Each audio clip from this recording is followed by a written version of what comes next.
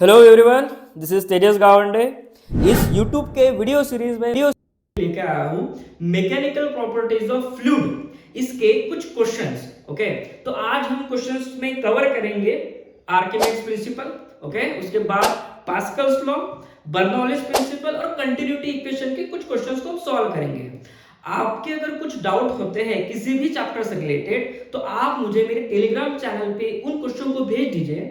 मैं कोशिश करूंगा उन क्वेश्चन को एक वीडियो के थ्रू आपको उसका एक्सप्लेनेशन दूं। ओके, तो पहला क्वेश्चन आपको आपके स्क्रीन में बाजू में दिख रहा होगा। दैट इज पहला क्वेश्चन जो है ये आर्किमिडीज प्रिंसिपल पे है। बच्चों क्या कह रहा है, पहला क्वेश्चन पढ़ो। डेंसिटी ऑफ आइस दिया गया है, आपको आइस की डेंसिटी दी गई है। मैं लिखता हूं density of ice that is 900 kg पर मीटर क्यूब। कभी भी हम जब क्वेश्चन सॉल्व करेंगे तो आपको एक काम करना है जो आपको 10th में पढ़ाया गया है। 10th की जो मेथड है कि पहले पूरा क्वेश्चन पढ़ लो, वो सब यहाँ पे नहीं करना है। आपको पहली लाइन पढ़ा, डेटा लिखा, इसी अप्रोच से जाना है। पहली बात तो डेंसिटी ऑफ आइस आपको गिवन है। उसके बाद A piece of ice is floating in water. Okay, जैसे कि छोटी सी डायग्राम बना लीजिए। ये सपोज पानी होगा, ओके, इसमें एक आइस है जो क्या हो रहा है, फ्लोट हो रहा है। जो क्या हो रहा है बच्चों, फ्लोट हो रहा है। ठीक है, जिसकी डेंसिटी दी है, ये लिक्विड की डेंसिटी दी है हमें। डेंसिटी ऑफ लिक्विड जो कितनी है, 1000 kg पर मीटर क्यूब। दो तीन डेटा आपको यहाँ पे याद रखना है। डेंसिटी ऑफ वाटर जो होती है बच्चों वो हमेशा 1000 होती है। अगर क्वेश्चन में गिवन नहीं है, डेंसिटी ऑफ वाटर आपको गिवन नहीं, तो हमेशा बिना सोचे समझे 10 टू द पावर 3 यानी कि 1000 kg पर मीटर क्यूब में ले लेना। उसके बाद find the fraction of volume of the piece of ice outside the water. Question का कहने का मतलब ये है, ये जो आपका आइस दिख रहा है ये पूरा का पूरा पानी के अंदर डूबा हुआ नहीं है। इसका कुछ पोर्शन जैसे कि ये देखिए, कुछ पोर्शन जो है पानी के बाहर है। कितना पोर्शन पानी के बाहर है वो मुझे नहीं पता। उसने यही पूछा है कि कितना fraction of part of this ice is outside the water. अब हमें निकालना है सबसे पहले तो जो टोटल वॉल्यूम जो इस आइस का वो मैं ले लेता हूं। Let V be the total volume. क्या है ये, टोटल वॉल्यूम किसका, आइस का। चलो नेक्स्ट आगे बढ़ते हैं। अब पानी के अंदर कितना वॉल्यूम है तो मुझे वो भी नहीं पता है, तो मैं लिख लेता हूं चलो इतना जो पोर्शन हमारे पास पानी के अंदर है, let suppose this is V I मतलब volume of water inside, volume of ice inside water, ठीक है। चलो उसके बाद अब जब भी क्वेश्चन फ्लोट का रहेगा, कोई बॉडी अगर पानी में तैर रही है तो यहाँ पे सिर्फ और सिर्फ एक ही कॉन्सेप्ट लगेगा। ये जो ब्लॉक है आइस का, इसका वेट बच्चों, इसका वेट ऑलवेज कैसा होता है, वर्टिकली डाउनवर्ड mg। अब पानी में जब भी कोई ऑब्जेक्ट जाएगा तो उसके ऊपर लगेगा एक फोर्स जिसको हम कहते हैं अपथ्रस्ट, वो ऑलवेज वर्टिकली अपवर्ड डायरेक्शन में होगा। ये रहा बच्चों आपका अपथ्रस्ट। समझ पा रहे हो? तो अब इसी कॉन्सेप्ट पे हम चलेंगे। अगर कोई ऑब्जेक्ट फ्लोट हो रहा है मतलब उसका जो कुछ भी वेट है वो बैलेंस किया गया है किससे, अपथ्रस्ट से। किससे बैलेंस किया गया है, अपथ्रस्ट से। ओके, अब समझो, अब मैं यहाँ पे एक एक पॉइंट लिखते जाता हूँ। अब मुझे बताओ ये मास किसका है, ये मास आइस का है। तो मास को मैं क्या, वॉल्यूम मल्टीप्लाइड बाय डेंसिटी, ऐसा लिख सकता हूँ क्या, बिल्कुल लिख सकता हूँ। चलो डेंसिटी के लिए हमने सिंबल कौन सा दिया है, डेंसिटी के लिए हमने डेल ये सिंबल दिया, तो मैं यहाँ पे लिखता हूँ डेंसिटी ऑफ आइस, ठीक है, मल्टीप्लाइड बाय जी। अब यहाँ पे ये v क्या है, v इज वॉल्यूम। लेकिन कौन सा वॉल्यूम सर, ये इमर्स वाटर वाला वॉल्यूम लेना है कि टोटल वॉल्यूम लेना है। बच्चों यहाँ पे अगर आप वेट ले रहे हो, वेट पूरे ऑब्जेक्ट का है, तो यहाँ पे वॉल्यूम लिखते समय पूरे ऑब्जेक्ट का लिखना पड़ेगा। छोटे छोटे चीजों में ध्यान दो। प्लस इक्वल टू अपथ्रस्ट क्या होता है बच्चों, अपथ्रस्ट भी होता है वॉल्यूम डेंसिटी इनटू जी। लेकिन वॉल्यूम किसका, जब आप अपथ्रस्ट निकालते हो, अपथ्रस्ट निकालते समय जितना आपका ऑब्जेक्ट का वॉल्यूम पानी के अंदर है उतना लेना होता है। तो पानी के अंदर कितना वॉल्यूम है, पानी के अंदर बच्चों ये वी आई इतना वॉल्यूम है, तो मैं लिखता हूं this is V I, volume inside the water. Okay, उसके बाद ये डेंसिटी किसकी होती है, डेंसिटी होती है बच्चों लिक्विड की, ऑब्जेक्ट की नहीं। तो यहां से सिंपल जी को पहले काट दो। ओके, उसके बाद V ऑब्जेक्ट क्या है, टोटल वॉल्यूम क्या है ऑब्जेक्ट का, V, तो मैं लिखता हूं इस क्वेश्चन को यहाँ पे, चलो V is the total volume. Density of ice आपको दिया गया है, that is 900 equals to inside volume VI multiplied by density of liquid कितना दिया, डेंसिटी ऑफ लिक्विड आपको दिया है बच्चों 1000, कितना दिया है 1000। तो यहां से सबसे पहले आप निकाल लो, चलो 900 डिवाइड बाय 1000।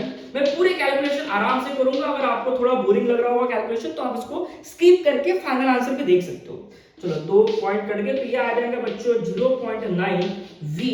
ये है आपका वॉल्यूम इमर्स। इसका क्या मतलब है, पर इसका मीनिंग समझो, यानी कि आपका टोटल वॉल्यूम जो भी होगा उसमें से 0.9 या फिर 90% of total volume inside water है, पानी के अंदर है। यानी कि ये जो वॉल्यूम आपको दिख रहा है ना पानी के अंदर, ये अराउंड 90% होगा टोटल वॉल्यूम के। यानी कि बाहर कितना होगा, बाहर होगा सिर्फ 10%। बाहर कितना होगा बच्चों, सिर्फ और सिर्फ 10%। इसको मैं हटा देता हूं, इसका काम हो गया, हमारा डायग्राम का काम हो गया।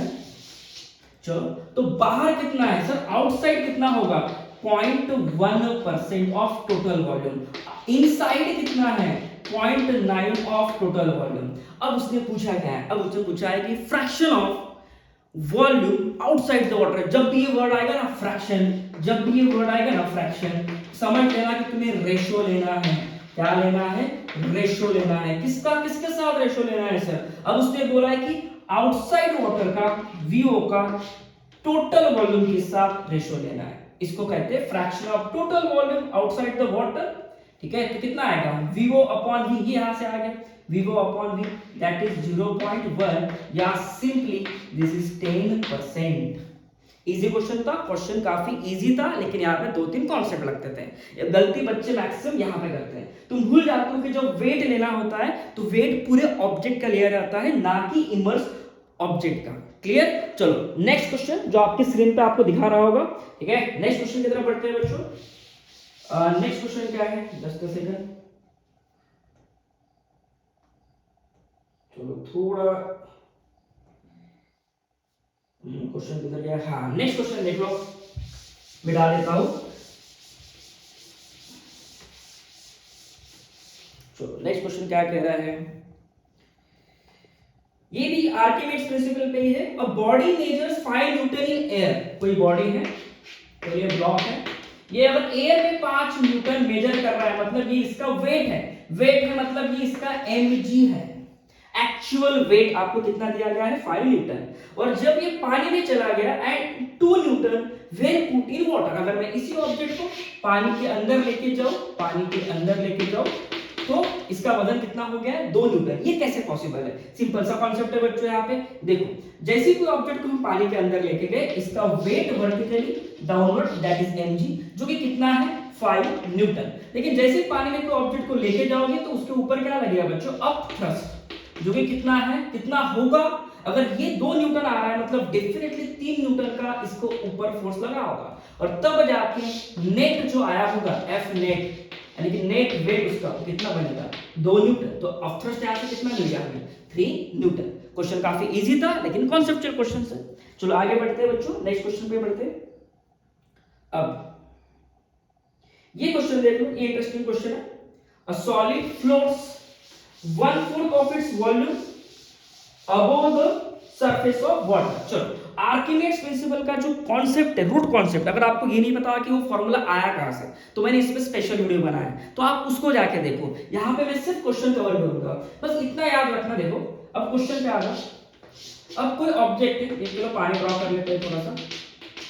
अब उसने बोला है कि कोई ऑब्जेक्ट है जिसका 1/4 of its volume above the surface. चलो 1/4 अगर टोटल वॉल्यूम का पानी के ऊपर है, मतलब 3/4 कहां होना चाहिए, पानी के अंदर। चलो ये है आउटसाइड, आउटसाइड, तो इतना कहां होना चाहिए, इनसाइड। सिंपल। तो ड्रॉ करता हूं मैं डायग्राम को, थोड़ा अच्छे से एक्सप्लेन करता हूं, क्योंकि बच्चों आधे से ज्यादा क्वेश्चन ना डायग्राम से ही समझ में आ जाता है। चलो तो इतना इतना पोर्शन जो होगा, ज्यादा पोर्शन जो है पानी के अंदर है, तो मैं दिखाता हूं ज्यादा पोर्शन जो है पानी के अंदर है। ये है 3/4 वॉल्यूम, और ये बचा हुआ है कितना होगा 1/4 वॉल्यूम। आया ध्यान में। चलो अब हम जब अपथ्रस्ट निकालने जाते हैं, आपको पूछा क्या है the density of the solid is. अब यहाँ पे फिर से इंटरेस्टिंग पार्ट आ जाता है, जब भी कोई ऑब्जेक्ट ना पानी में फ्लोट होता है तो बच्चों उसका वेट यानी कि mg, इसको कौन बैलेंस करता है? इसको सिर्फ एक ही फोर्स बैलेंस करता है जिसका नाम है अपथ्रस्ट। ठीक है, अपथ्रस्ट। चलो अपथ्रस्ट को अपथ्रस्ट क्यों बोलते होंगे? थ्रस्ट मतलब फोर्स, अप मतलब वर्टिकली अपवर्ड डायरेक्शन में लग रहा है, that's why the name upthrust. चलो तो यहाँ पे weight mg is balanced by again upthrust. सही है, तो वेट mg, अगेन mg को मैं क्या लिख सकता हूं? m को मैं लिख सकता हूं volume multiplied by density multiplied by g। अब मैं फिर से आपको पूछता हूं, बताओ ये वॉल्यूम कौन सा वॉल्यूम लूं? 3/4 लूं कि 1/4 लूं? सोच समझ के आंसर देना बच्चों। यहाँ पे वॉल्यूम जब मैं वेट से निकालता हूं तो मुझे टोटल वॉल्यूम लेना पड़ेगा। यहाँ पे जो कुछ भी mg आ रहा है ये पानी के अंदर रहने वाले ऑब्जेक्ट के कारण नहीं, टोटल वॉल्यूम के कारण आ रहा है। तो यहाँ पे मुझे लिखना पड़ेगा v stands for total volume. Density किसकी लूं? अगर मैं मास ऑब्जेक्ट का ले रहा हूं तो डेंसिटी भी मुझे किसकी लेनी पड़ेगी बच्चों? ऑब्जेक्ट की। do स्टैंड्स फॉर ऑब्जेक्ट की density equals to upthrust. Always क्या होता है? अपथ्रस्ट होता है वॉल्यूम इनसाइड वाटर। क्या कहा मैंने? Volume inside water multiplied by density of liquid multiplied by g तो कट गया। ओके चलो यहां से v multiplied by density of object हमें पूछा गया है, फाइंड करना है, इसको भी डेंसिटी ऑफ सॉलिड भी कहते हैं। ओके नेक्स्ट आगे बढ़ते हैं। इनसाइड वॉल्यूम कितना है बच्चों? 3/4 आउटसाइड था, तो सॉरी 1/4 आउटसाइड था, 3/4 कहां होगा? इनसाइड। 3/4 ऑफ टोटल वॉल्यूम ऐसे लिखना पड़ेगा मुझे। Then multiplied by density of liquid object, sorry liquid कौन सा यूज किया गया है यहाँ पे? तो लिक्विड जो है वाटर है। वाटर की डेंसिटी सर दी नहीं है क्वेश्चन में, तो कितनी लूं? मैंने क्या कहा था थोड़ी 2 मिनट पहले, डेंसिटी ऑफ वाटर कितनी होती है और कितनी लेना है हमें? ऑलवेज 1000 लेना है। सिंपल है, तो यहां से v कट गया। डेंसिटी ऑफ ऑब्जेक्ट यानी कि डेंसिटी ऑफ सॉलिड जिसको हम कहते हैं वो यहां से कैलकुलेट होगा, जो कि कितना होगा बच्चों? 750 kg पर मीटर क्यूब। क्या ये सिंपल क्वेश्चंस थे, लेकिन बच्चों से ना ये सिंपल क्वेश्चन भी कभी-कभी बन नहीं पाते हैं। चलो कोई बात नहीं, आज से तुम्हारे क्वेश्चन ना बनना स्टार्ट हो जाएगा। चलो नेक्स्ट क्वेश्चन की तरफ बढ़ते हैं। बर्नौलिस के सर इतने ही, सॉरी आर्किमिडीज के क्या इतने ही क्वेश्चन है क्या? नहीं, क्वेश्चन बहुत सारे, लेकिन मैंने 3 इंपॉर्टेंट क्वेश्चन आपको डिस्कस करवा दिया जो कि हर किताब में आपको देखने को मिलेंगे। नेक्स्ट क्वेश्चन की तरफ बढ़ते हैं, दैट इज, चलो ये कंटिन्यूटी इक्वेशन वाला क्वेश्चन है। कंटिन्यूटी इक्वेशन आपका बड़ा क्या कह सकते हो उसको? फेवरेट इक्वेशन होगा। कंटिन्यूटी इक्वेशन होता है बच्चों, चलो दूसरे शॉर्ट से लिखता हूं, that is a1 v1 equals to a2 v2। ये होता है आपका कंटिन्यूटी इक्वेशन।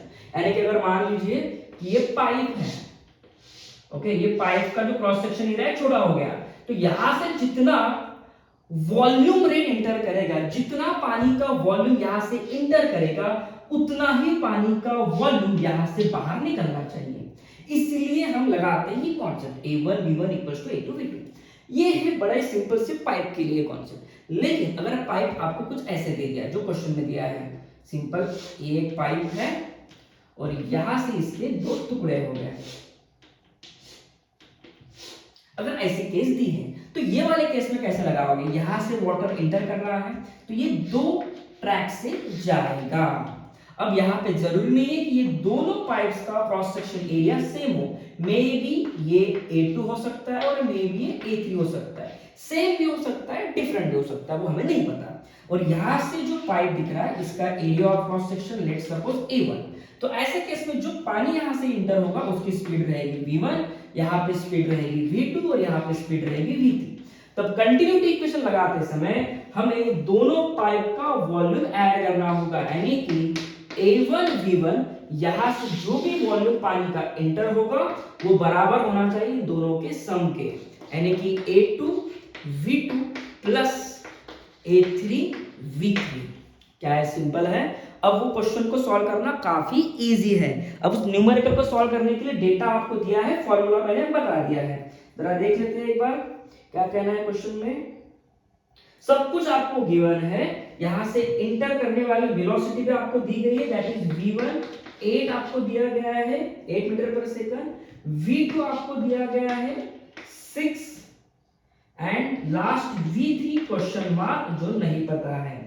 उसके बाद एरिया आपको दिया गया है, देखो एरिया को उन्होंने ए के फॉर्म में दिया है। Area A1 is A, A2 is 0.8 A and A3 is 3 times A।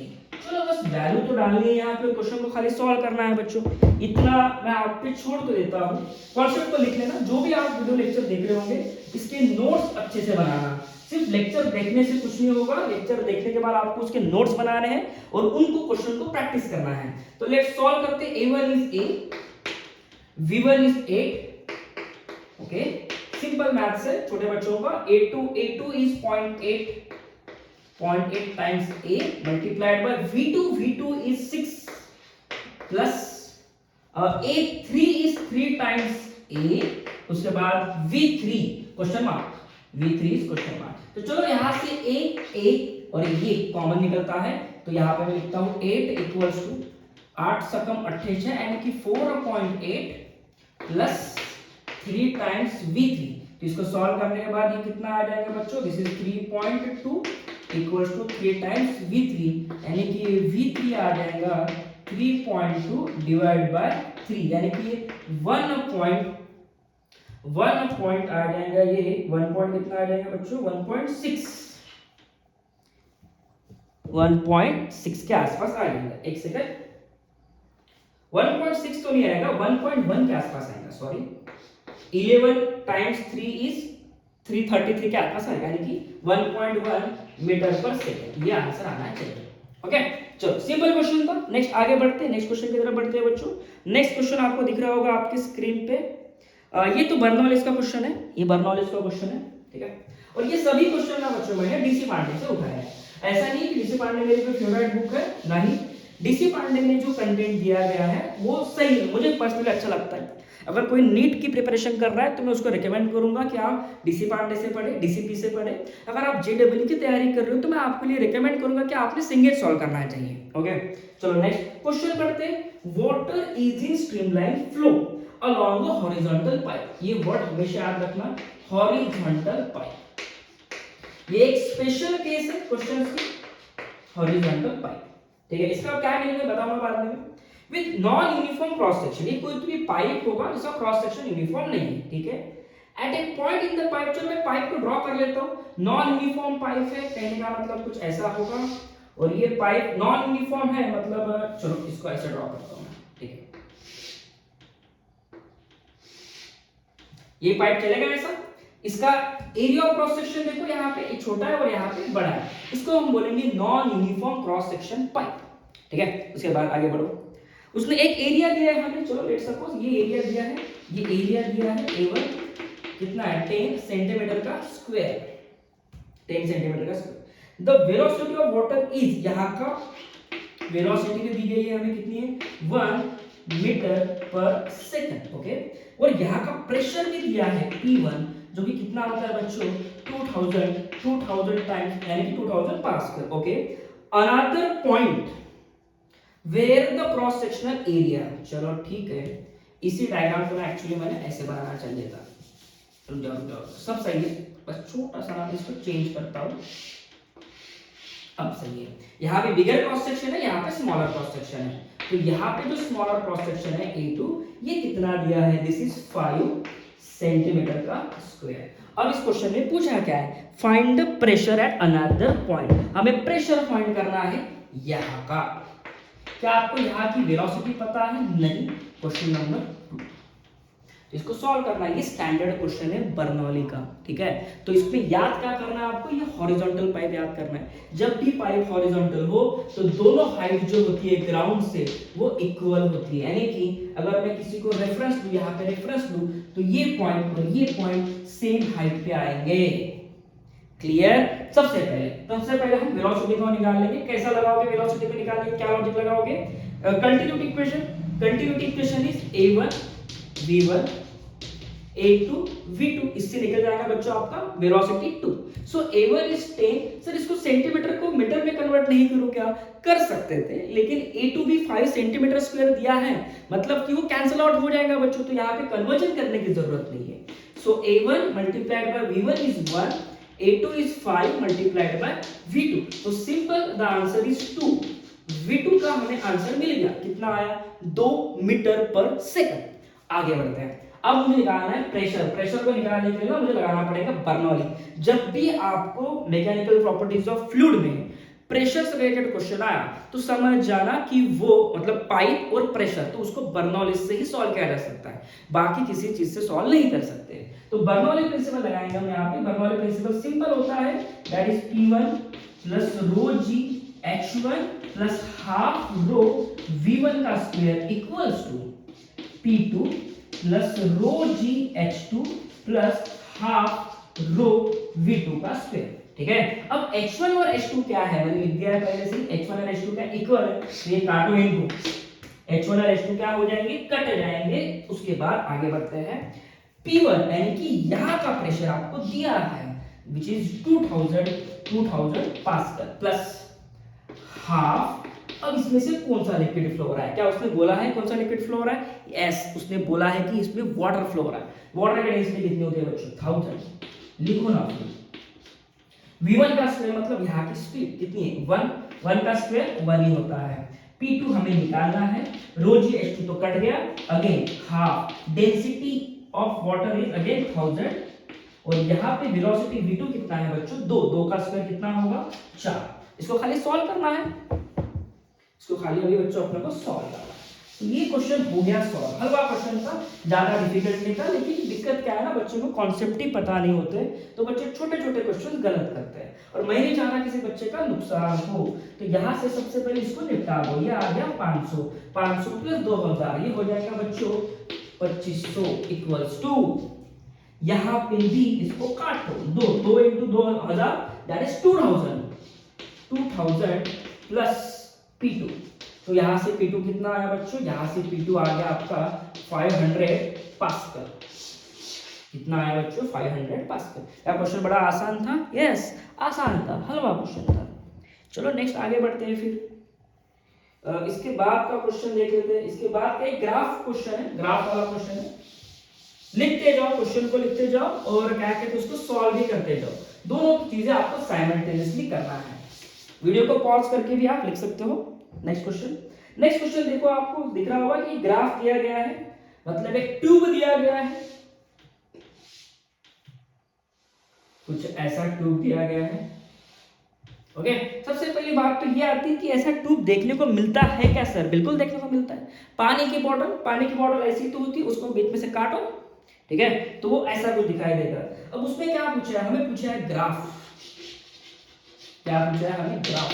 किसके बीच में, उसने एक्सिस ली है अलोंग द ट्यूब, ये एक्सिस ली है, ठीक है, और उसने प्रेशर वेरिएशन पूछा है यहां से, यानी कि लेफ्ट से अगर मैं राइट की तरफ जाऊं तो प्रेशर वेरिएशन कैसा होगा. काफी लॉजिकल क्वेश्चन है. तो ये ग्राफ जो है प्रेशर वर्सेस डिस्टेंस का ग्राफ होगा x. तो समझो, पहले मैं यहां से स्टार्ट करता हूं, इसको मैं a नाम दे देता हूं और इस पॉइंट को मैं नाम दे देता हूं मैं b. चलो, a का एरिया बताओ कंपेयर टू b, छोटा है कि बड़ा है? सर बड़ा एरिया है. This area A1 is greater than area A2. यहाँ का एरिया क्या ले लेते हैं, A2. अब हमेशा याद रखना, बर्नौली बहुत कुछ चीजें अपने पता में चला गया. जब भी आपका एरिया बढ़ेगा तो वेलोसिटी डिक्रीज होगी, ठीक है. अब उसके बाद प्रेशर के साथ क्या होगा बच्चों, प्रेशर इंक्रीज होगा, ठीक है. ये कैसा लॉजिक प्रूफ करोगे सर आप? मैं सिंपल सा बताता हूँ. पेड़ को जब पानी देते हैं ना हम, तो पेड़ को पानी देते समय जब पाइप यूज करते हैं उससे जो पानी निकलता है वो वहां तक पहुंच नहीं पाता. तो तुम्हारा छोटा सा दिमाग लगा लेते हो. कौन सा दिमाग लगा लेते हो? उसका जो सामने वाला पोर्शन होता है पाइप का, उसको तुम दबाते हो. उससे क्या होता है, उससे पानी की रफ्तार क्या होती है, बढ़ती है. तो कभी नोटिस करना, जब तुम उसको कंप्रेस करते हो पाइप को, तो उसका एरिया ऑफ क्रॉस सेक्शन छोटा हो जाता है. और जब भी एरिया छोटा हो जाता है, वेलोसिटी बढ़ती है. और वेलोसिटी और प्रेशर इनवर्सली प्रोपोर्शनल रहते हैं. सर ये आप कैसे कह रहे हो? इसको बच्चों में बर्नौलीज प्रिंसिपल से अलग से समझाना चाहता हूँ, यहाँ पे नहीं समझाना चाहता. ओके, अब इसको तुम एक तो याद रख लो या फिर मेरा नया वीडियो देख लेना. चलो यहाँ पे आ जाओ. अब यहाँ का एरिया ज्यादा है तो वेलोसिटी कम और प्रेशर ग्रेटर, क्योंकि इनवर्सली प्रोपोर्शनल है। तो ग्राफ आपका स्टार्ट होगा यहां से, कहीं तो यहां से अगर मैं निकला यहां तक, देखो एरिया ऑलमोस्ट सेम है, तो मैं लिखता हूं प्रेशर ऑलमोस्ट ऐसा रहेगा, ठीक है। जैसे मैं इस सेक्शन में एंटर करा, यहाँ पे एरिया देखो क्या हो रहा है, रिड्यूस हो रहा है। एरिया अगर रिड्यूस हुआ तो वेलोसिटी बढ़ जाएगी, प्रेशर घट जाएगा। तो कैसे घटेगा, वो ऐसे घटेगा, क्योंकि यहाँ के बाद कांस्टेंट रहा। देखो अगर आप यहाँ पे आ जाओगे तो पाइप का शेप यहाँ से यूनिफॉर्म दिख रहा है। पाइप का शेप अगर यूनिफॉर्म है तो एरिया सेम है, वेलोसिटी सेम है और प्रेशर सेम है, ठीक है, लेकिन डिक्रीज ऑर्डर में रहेगा बस। क्लियर? तो चलो और कोई क्वेश्चन है क्या, मुझे देखने दो। हाँ, हमने इस पे क्वेश्चन नहीं लिए हैं हाइड्रोस्टैटिक पैराडॉक्स के, तो इसको आप ड्रॉ कर सकते हो, लिख लिया होगा आपने वीडियो को पॉज करके। चलो मैं आगे बढ़ता हूं।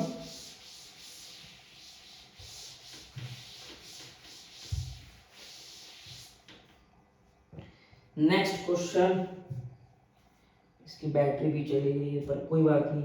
एक इसका क्वेश्चन है, देख लो हाइड्रोस्टैटिक पैराडॉक्स का। उससे भी पहले क्वेश्चन है, देख लो आपको स्क्रीन पे दिखा रहा होगा। At a depth 500 metre in an ocean, चलो ये समुद्र होगा, कोई समुद्र से 500 मीटर नीचे, यानी कि यहाँ पे this is around 500 metre below the water surface. What is the absolute pressure? Density of C is 1.013, कुछ तो भी दिया है 10 to the power 3, और यहाँ पे आपको प्रेशर पूछा गया है, ठीक है। तो ये तो इसका कॉन्सेप्ट है, pressure due to liquid column. जितना आप पानी के अंदर जाओगे उतना पानी आपको भी प्रेशर लगाएगी। तो सिंपल सा एक फॉर्मूला आता है बच्चों प्रेशर का, that is rho g h, है ना। कितना आसान है ये क्वेश्चन, लेकिन इतना आसान नहीं है, वो ऑप्शन में तुमको कंफ्यूज कर देगा। यहाँ पे इसके ऊपर क्या है, ये ओशन के ऊपर क्या है, एयर है, तो ये एयर भी इस पे क्या लगाएगी, प्रेशर। तो जब भी आप pressure due to liquid column निकालोगे तो उसमें हमें ऐड करना होता है एटमॉस्फेरिक प्रेशर। क्या ऐड करना होता है, हमें एटमॉस्फेरिक प्रेशर ऐड करना होता है। तो यहां से अब मैं फाइंड करता हूं एक डेटा। डेंसिटी ऑफ वाटर आपको दी कितनी गई है, देखो 1.03 ऐसा कुछ तो डेटा दिया है, एक्चुअली होती है वो 1000 ही, पर मुझे एक बार देखने दो कितना दिया है। 1.013 दिया गया है इनटू 10 टू द पावर 3। जी की वैल्यू 10 होती है, एच आपको दिया है 500 metre, that is 500 plus P ATM कितना होता है, एटमॉस्फेरिक प्रेशर पास्कल में होता है 1.013 10 to the power 5 pascal. Sir atmospheric pressure तो 1 एटीएम होता है, हाँ, लेकिन उसे हमें कन्वर्ट करना पड़ता है पास्कल में। अब आते हैं मेन क्वेश्चन पे, अब इसको सॉल्व करो बच्चों। इसको चलो 10 टू दी, इसको सॉल्व करने के बाद ही सॉल्व होगा, है ना, ठीक है। करो मल्टीप्लाई फिर, अब 15 1 5 0 0। तो एक काम करते हैं, कैलकुलेशन में आपको छोड़ देता हूँ, सिंपल सा कैलकुलेशन है, इसको सॉल्व कर लेना। जो भी आंसर आएगा वो रहेगा, वो एक्चुअली आंसर आपका पास्कल में आना चाहिए। किसमें आना चाहिए बच्चों, पास्कल में आना चाहिए। चलो फिर कर ही लेते हैं ना मल्टीप्लिकेशन, उसमें क्या है 1.03 मल्टीप्लाइड बाय 5। मैं मेरी तरफ से करता हूं 5.15, ये आ गया अपना 5.15 10 to the power 2 3 10 to the power 6 हो गया ये, प्लस 1.013 10 टू द पावर 5 हो गया। ओके, मुझे 10 टू द पावर 5 के फॉर्म में लिखना पड़ेगा, तो इसको मैं लिखता हूं 51.5 10 to the power 5 plus 1.013 10 to the power 5। Common निकालो 10 to the power 5 10 to the power 5, अगर मैं कॉमन निकालूंगा, इसको ऐड कर दो इसके साथ, तो बच्चों ये आ जाएगा आपका, ये 1.013 है, तो 3 1 3 1 5.52 ये आना चाहिए। 52.5 10 to the power 5, 10 to the power 5 मतलब ये होता है बच्चों ऑलमोस्ट 1 एटीएम। इसका आंसर आ जाएगा एटीएम में 52.5 एटीएम, ये आंसर होना चाहिए, ठीक है।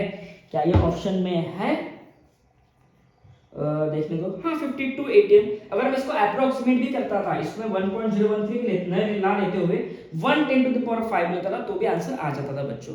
क्लियर? ओके, चलो फिर इसको हो गया सॉल्विंग, जरा डिफिकल्ट क्वेश्चन नहीं था। नेक्स्ट हाइड्रोस्टैटिक पैराडॉक्स का आपको क्वेश्चन दिख रहा होगा स्क्रीन पे, देख लो आप अच्छे से उसको। और ये क्वेश्चन स्टैंडर्ड क्वेश्चंस में आता है, इसका मैं डायरेक्टली आंसर देता हूं। आपका जो प्रेशर होता है ड्यू टू लिक्विड कॉलम बच्चों, प्रेशर जो होता है, जैसे कि मान लीजिए मेरे पास दो ऑब्जेक्ट्स है,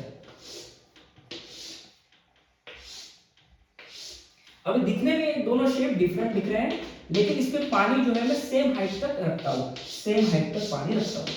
अभी दिखने में ऐसा लगता होगा कि इसमें ज्यादा पानी है, हाँ पानी भले ज्यादा या कम हो, लेकिन अगर मुझे किसने पूछा कि यहाँ पे प्रेशर बताओ सेम हॉरिजॉन्टल लेवल पे पॉइंट ए और पॉइंट बी, तो दोनों पे प्रेशर सेम रहेगा। क्यों ऐसा? क्योंकि प्रेशर का फॉर्मूला क्या आता है ड्यू टू लिक्विड कॉलम, वो होता है बच्चों रो जी एच। दोनों लिक्विड में, दोनों कंटेनर में डेंसिटी ऑफ लिक्विड सेम है, क्योंकि लिक्विड जो है यूज किया होगा दोनों में सेम किया होगा। जी यानी कि ग्रेविटी की वैल्यू सेम होती है, और हाइट जो हम मेजर करते हैं सरफेस से, वो दोनों केस में देख लो क्या है, सेम है। तो इसलिए दोनों की तरफ प्रेशर क्या आना चाहिए, सेम। तो जो आपको क्वेश्चन पे डायग्राम दिखाई दे रही होगी यहाँ पे, उसमें चारों फिगर्स में भले ही डायग्राम अलग अलग होंगी, लेकिन बॉटम पे प्रेशर चारों पे क्या आएगा, सेम। इसी को ही कहते हैं हाइड्रोस्टैटिक पैराडॉक्स। वीडियो अच्छा लगा तो वीडियो को प्लीज जाते जाते इसको लाइक कर दो, दोस्तों के साथ शेयर करो, और तुम्हारे कुछ डाउट होंगे जो चाहते हो आप कि मैं उनको एक्सप्लेन करूं, तो प्लीज मुझे उस मेरे टेलीग्राम चैनल पे भेज दीजिए। Okay, thank you so much everyone.